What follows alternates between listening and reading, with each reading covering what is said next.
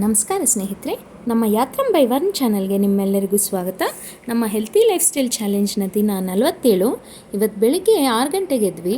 Actually ಇನ್ನೂ ಬೇಗ ಎದ್ದೇಳಬೇಕಾಗಿತ್ತು, ಆದರೂ ಲೇಟ್ ಆಯಿತು. ಆದಷ್ಟು ಇನ್ನೂ ಅಭ್ಯಾಸ ಮಾಡ್ಕೊಳ್ಳೋಣಂತೆ. ಇನ್ನೂ ಮುಂದೆ ಟೈಮ್ ಇದೆ.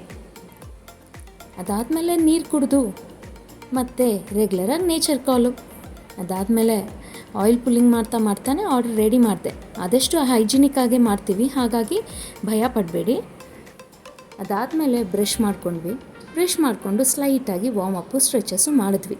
ಕೆಲಸ ಜಾಸ್ತಿ ಇದ್ದರೆ ಸ್ಟ್ರೆಚಸ್ಸು ಮಾಡಿದ್ರೆ ಸಾಕು, ವಾರ್ಮಪ್ ಏನು ಬೇಕಾಗಿಲ್ಲ.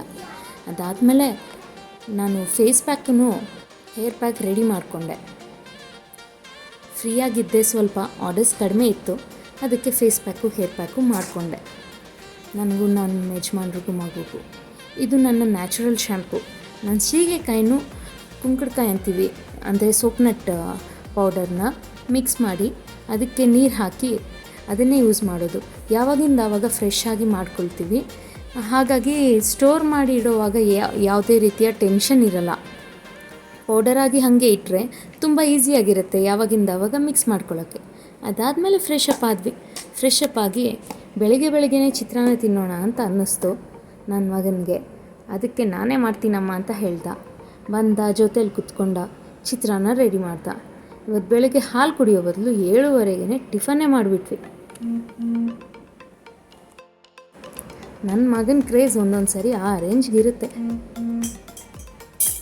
ಅದಾದಮೇಲೆ ಮಧ್ಯಾಹ್ನ ಅದೇ ನೆನ್ನೆ ಮಡಿಕೆಯಲ್ಲಿ ಮಾಡೋದನ್ನು ಅಭ್ಯಾಸ ಮಾಡ್ಕೊಳ್ತಾ ಇದ್ದೀನಿ ಅಂತ ಹೇಳಿದೆ ಅಲ್ಲ, ಆ ರೀತಿ ಪುದೀನ ಚಟ್ನಿನೂ ಕೆಂಪಕ್ಕಿಯಿಂದ ಅನ್ನ ಮಾಡಿದೆ.